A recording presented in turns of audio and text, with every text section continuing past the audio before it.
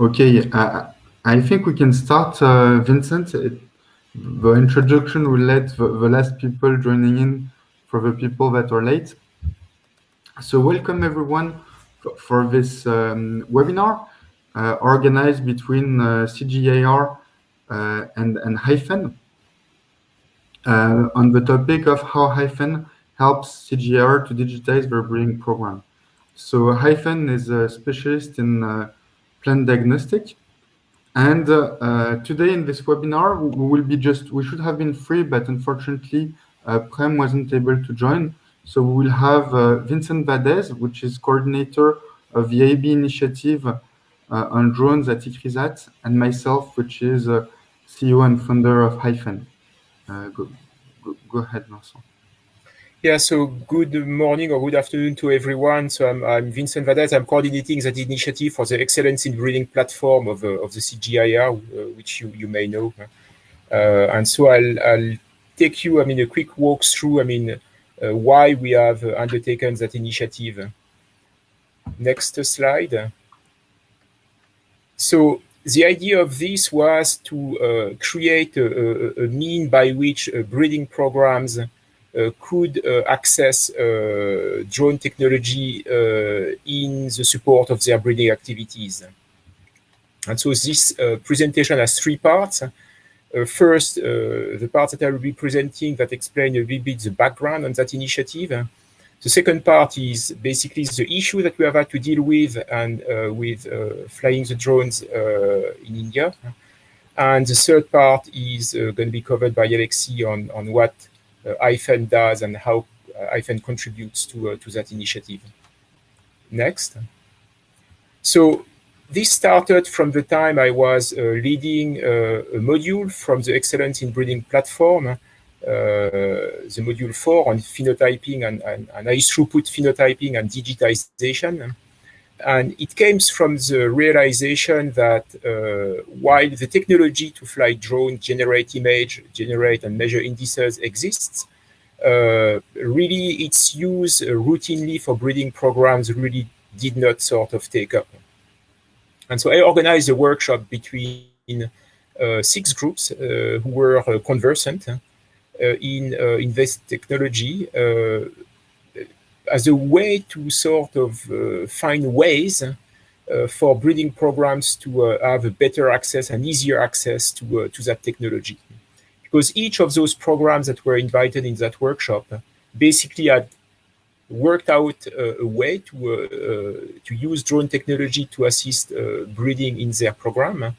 But none of them really had sort of developed a routine ways for larger breeding programs to access that technology. So the purpose of the workshop was really to find out what were the bottlenecks to use that technology. So we had that workshop, and so 2 of the bottlenecks that were identified during that workshop were the following. The first one is about generating quality image. So if you can go back to the previous slide. It's really about generating quality image because, as I jokingly said at the time, it's flying a drone to cover a wedding ceremony is a different business from flying a drone if you want to measure indices in a breeding plot. And the second bottleneck was, of course, the dealing with the data. Basically dealing with the data is a skill that is not part currently of breeding programs. So these were the 2 bottlenecks that were identified in that workshop. So that's where the initiative really was born. Next. The need of the hour for breeding programs now is to digitize the collection of their data. You've got a picture on the left-hand side in the screen of Norman Borg, taking notes in his fields already long back. Well, that's basically no longer the need of the hour. We really need to sort of speed up the rate of data collection if we want to increase the rate of genetic gain. And so that's really what we need to do now. Drone technology is there to assist. The problem is there's still a gap between having the technology available and breeding program being fully cognizant in using that technology in their routine operations. Next. So that initiative, which is funded by ICRISAT, by the Excellence in Breeding platform of the CGIAR, by the Big Data platform, and by CEMIT, is an initiative that tries to reconcile and sort of put together the strengths of different programs, different breeding programs that want to use that technology and need to basically learn how to do it. So there's two breeding programs on cereals, maize and sorghum, and there's two breeding programs on chickpea and pigeon pea for legumes. The idea of having those four crops were several. First, those four crops grow in India at the ICRISAT campus, so we could have trials that were conducted on those four crops in the same campus. And the second reason also was that we wanted to have a diversity of crop represented in a way that we could scale up more easily later on. So the work that we have been doing, and that initiative is basically supported over 2 years to run trials and then basically walk through all the steps and process to undertake with the breeding programs for them to have really full knowledge and full know-how how to access that technology. So we work with them. We target traits that they have in their breeding product profile, and then we develop with Hiphen standard operating procedures for them first of all, for Marut Drones, the service provider for drones, to generate quality image, and then for Hiphen afterward to be able to process the data. I believe that there's a first very immediate low-hanging fruits benefit that the breeding programs can get from that initiative is the capacity to assess the quality of their field. So a number of the traits that we measure or assessing what we call the quality of the trait, which differs. I mean, the quality of a trait of a plot differs depending on the crop. Certain things like plot heterogeneity or plant counts, or among the different indices that we measure, that we tell the breeder, well, that plot has a good quality. For example, the plant count in that plot is the plant count that was targeted at planting. And so therefore the quality is at least okay on that side. If the plant count is, for example, not what the breeder was targeting, then this plot can be eliminated. And so that's going to be probably the first benefit of the initiative, is for breeder to have a way to eliminate plots that would otherwise generate error. Next slide. So that initiative basically is a 2 years program. We basically run trials. We work with the breeding programs to target the trait that they've got on their breeding product profile. We classify the traits in terms of validation traits. So these are traits that Hiphen has already know-how to measure them. Validation traits, these are deployable traits. There's a number of traits that are validation traits. So these are traits when we need to have like verification on the ground of how the algorithm work. And we've got a number of traits that the breeding program would like to measure, and that we try to measure, and we try to develop the algorithm for that. And so several steps here. And so first, generating quality images. So that has been the work of Hiphen with Marut Drones to ensure that the guys on the ground follow standard operating procedures with a different device that are used to take images. And the second step is the Cloverfield pipeline, which is the cloud-based platform that Hiphen uses to process the data, and there train the breeders to load the images on the platform and obtain their data from the platform. Next. So the number of traits depend on, of course, on the crops. So there's a level of discussion which is about defining the traits, how it is measured on the ground, how it's going to be like measured from the images, and so the initiative is all about ensuring the program logistics. That means that to solve, every sort of burden that we've got along the way, from ensuring that the feed is properly geolocalized, that the plot are properly separated from one another, to organizing the timetable of the flights, to loading the data on the platform. So it's basically to walk through every single hurdle that a breeding program could face if he or she wanted to harness that technology. Next. Last but not least, the data that are generated from the Cloverfield platform are compliant with the formats that are needed. Breeders and breeding programs use breeding management systems. So the data that come out from the Cloverfield platform need to be recognized, and so they are basically fitting those breeding management systems. And there's a question of data reusability. The big data platform is a funder also of part of that initiative, and we are in coordination with them, so that the images that are generated from those fields can be reused for other purposes. So next slide, I think Alexis, that's going to be over to you for the drone part. Thank you very much, Vincent. So in order to put into motion all this ambitious program that Vincent described to you, two companies came in place in order to make those things work. First company was Marut Drone, in the ambition to be able to fly the drones in the ICRISAT context, so near Hyderabad.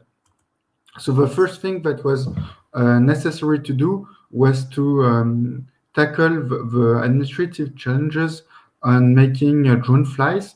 So making a drone fly is something on every country where it needs some administrative procedures, and that are more or less complicated depending on if you're having some military base, if you're in the countryside or near towns, etc.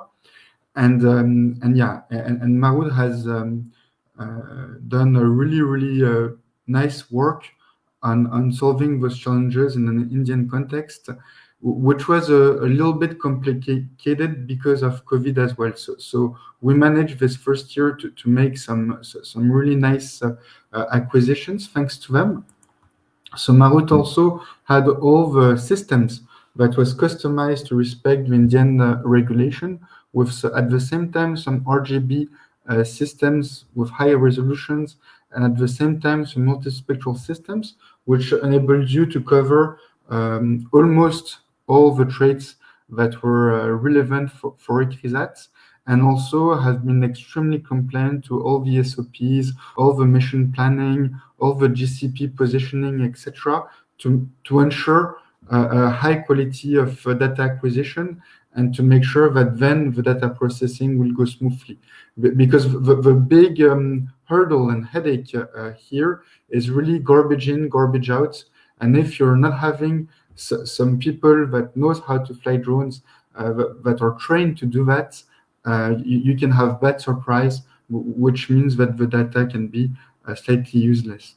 And finally, if your Marut is a company made of a lot of very skilled persons, and which we put here, and please don't hesitate to get in contact with them if you're having also some project to make high throughput phenotyping on your trials, especially in India. At least the feeling we had with ICRISAT was they were the right people with whom to collaborate. And finally comes the Hiphen expertise for the data processing. So at this stage, what we did was we tried to understand the need of ICRISAT, which was the best trait they wanted, etc., in order to precise the data acquisition. You will not fly the same way if you want to have some multispectral images by example, for chlorophyll content or LAI, or if you want to be able to count plants, to count panicles, or to count organs in general. Once we defined those acquisitions patterns specialized for the traits you're looking for, the data has been uploaded into Cloverfield, where we have processed the data. Visualization was ensured on this tool to make sure that actually the data fits CGIAR needs and that the traits are relevant. And then, of course, it's possible to download the data or through the interface or directly through APIs, depending on the need and the program. That's not it. In order to do that, we need to have a full process with a real project management. Project management is really important, especially when you're starting. So the idea is that when we're starting, it's a whole new field for everyone, and to be able that you're having a proper coordination is, I think, the only pathway to success, and that's really what we have been doing. We are also currently with Vincent and with all the team in Digitize making computation of traits, which are more or less simple, like plant counts, but also things that can go a little bit further, including weather forecast, weather data, etc. And this will be the topics of the next webinar we will make on that. And finally, we have been we are actually very careful about respecting ontologies and management systems of CGIAR. So today there's real will on CG to be able to normalize and to standardize and then to put in database all the data that is being collected by this project and also processed by Hiphen. And so we are working with them to ensure that this is going to be a success by the end of the project. So I think that's it for today regarding what we're able to do. Right now is going to be the moment where we are going to answer to your questions. Maybe Nicolas, if you want to ask the questions. Yes, sure, Alexis. Hello, everybody. So first question is coming from Mina Sarah, and he's asking, is there a reason why plot heterogeneity is not included in the list of traits for maize and sorghum? So if you can go back to the slides of the crops. Yes. In Vincent's parts. Yes. So it's in fact, we have put an icon for data quality that basically includes a number of traits that really target that quality. And plot heterogeneity is one of them. So we have not given the precision of plot heterogeneity. It is here in the case of chickpea. It should be here, but it's implicitly here in the data quality aspect. So it is in fact in maize and sorghum. It's an oversight from our side. So plot quality to enhance Vincent's point. Plot quality is heterogeneity, but not only. When you're thinking of chickpea and chickpea, indeed, as the canopy is quite homogeneous, looking at heterogeneity is probably the best way to have a good idea of plot quality. When you think of maize and sorghum, it's more going to be plant counts and gaps that are going to be the real marker of if your plot is of good quality or not. And the same thing goes for pigeon pea, where you're having some individual plants that are quite significant. Yes, next question, Nicolas. Yes, thanks for the answer, Alexis. Mina Sarah has another question. He asks for image acquisition. What are the minimum requirements for your processing pipeline? So there's no rules on this question. The minimum images is what we are requiring generally is overlap. So if you're having a big trail, we will require a lot of images. If you're having a small trails, we will require less images. But what we want generally is with the current cameras, 80% of overlap, and that can make more or less images depending on the resolution you want, on the camera type you have, and on the size of your trail. So generally, the smallest data set we made was, let's say, about 100 images. I have a bigger with some readers that have 5,000, 10,000 microplots, can go up to thousands of images. But yeah, there's no real rule. Okay, we have another question from Stephen. He asks, is there a plan for including rice? I understand rice can be handled but has many limitations at this time. Yes, indeed, there's in fact a lot of discussion in the CGIAR to upscale that initiative. And in fact, I've been asked, a number of times why we didn't include this center or that center. Well, we had to start somewhere. What we believed at the beginning was it was very, very important to what I call close the loop between the technology, the provider of images, so that those that fly the drone, and then the image processors, which are Hiphen. The loop between those actors was not closed. And so we wanted to start somewhere, and we started to do that with those crops. But basically, yes, the idea is to upscale to other other places. Rice is among those that we think of, but not only rice. Yes. So maybe to give more information there, Hiphen is already working on rice and on many other crops. So I think it will be relatively easy to upscale, to scale once the proof of concept worked, and we're really looking forward to it. And yeah, indeed, it will work with Vincent. We have another question from Tadesse. He asked, I think both of you can answer to that. How do you work with CGIAR? Is there project base? Here in Ethiopia also, we are interested to modernize the breeding program. So far it was project-based indeed, but we should say that the umbrella for that initiative is the Excellence in Breeding platform. And so, anyone who works with in collaboration with the Excellence in Breeding platform, and if the purpose is to modernize breeding, should be eligible. And I think there's a lot of traction on that at the moment in the CGIAR and partners of the CGIAR. So, and us on our hand side in Hiphen, well, we're very happy to understand a little bit better your needs, and even to give you guidance starting from today with a lot of pleasure. Do you already have drones? Which type of drones do you have? Do you need compared to which crops do you have?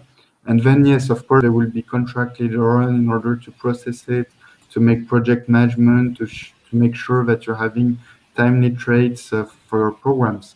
But if you want some guidance straight away to get started, please drop us an email, and it's with lots of pleasure we will be able to answer you and to start it.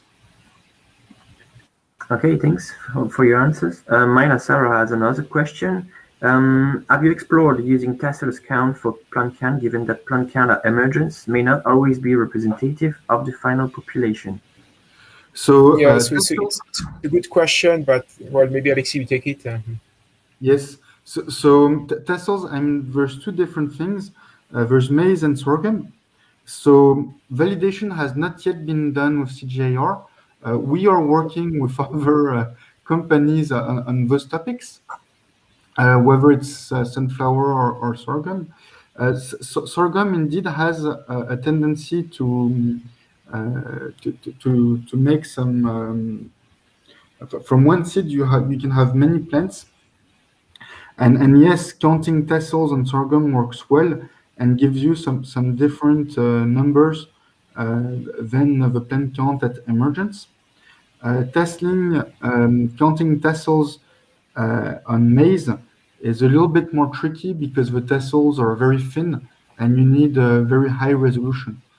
Regarding CGIAR work, I think Vincent really has as planned to validate all those traits. And it's things that we're currently doing. We're slightly late on those topics because of COVID and of constraints we are having because there is less people able to make measurements in the field than what we had hoped for. But it's things that are going to be done in the coming month or year during this project. I guess what I would add here is, I mean, it's a matter of priority, and I think the priority is really to give access to that technology to the breeding programs, because so far in the CGIAR, basically no one is using, or very few rare cases, and Mina, you are one of those. But it's not routinely used in the CGIAR. And why it's not used? But it's because of those two bottlenecks that I've sort of we came up with at that inception workshop: generating quality images, having an access to a data processing pipeline, and plus all the logistics around, organizing the field, putting the ground control points and everything. So it's really about that sort of nitty-gritty, simple detail to learn on how to tap that technology. Once that, which I think is a major hurdle, is lifted, then the door is open to assess any kind of traits. And those tassel is true that it's in our category of discovery traits, so that's where we still need to do a bit of research to make them measurable. But it's really not so far the priority compared to the priorities that I was explaining before. Thanks for your answer, guys. Maybe we can take one or two questions more before the end of the webinar. Well, on the early disease, I mean, very quickly, that's part of the possible traits that if breeders have in their product profile, we can tap it. So that's a quick answer. Can flight run for different canopy height in chickpeas? Yes, of course. Weeds, detection of weeds and crop plants, that may be a bit more tricky, I guess. But I mean, that could be part of the quality trait that are measured. If a patch of weeds is identified, that would be, I mean, one such quality trait assessment. Thank you. And maybe one last question from Sunita. How do you see the future of CG Institute with drone phenotyping, also in terms of adoption and capacity development? Yeah, that's a very, very good question. I think, well, again, I mean, that initiative comes from the Excellence in Breeding platform, and the purpose of that platform is to modernize breeding. So my point of view there is, if the CG is true with its effort to modernize breeding, then it's a no-brainer that drone phenotyping, as among the other digitization tools, is among the portfolio of technologies that the CG will need to harness. But there's no choice, no way around, I think. So thank you for everyone. And maybe one last slide before going away. We do intend to make more webinars on this project we're making together with Vincent, and detailing more all the traits we have been doing on each of the crops and the validation associated to it. So please stay tuned. The dates of those webinars are not yet decided, because it will depend a little bit on the speed on which we manage to have results, validate them, etc. But we will keep you posted about what we're doing here. Maybe another notice is that Hiphen is going to start again making webinars frequently on various topics, like when do you use drones for trolling or things like that, in a more broad way. And you're of course always we're always very happy to have you in those webinars and to share our thoughts. Yeah. And finally, don't hesitate to send us some emails about any thoughts you have or any suggestions on those webinars or any topics you would like to see. You can, of course, follow our company LinkedIn. And if you think that we're making some good job, don't hesitate to speak all around you that there's a great company doing prototyping work and that people should work with us, because that's thanks to you that we're here. Thank you very much. Thanks, everyone. So I think it's half an hour. So we're going to free you up, everyone, for your meetings and for what you have to do. And we hope to see you soon again on next webinars. Bye-bye.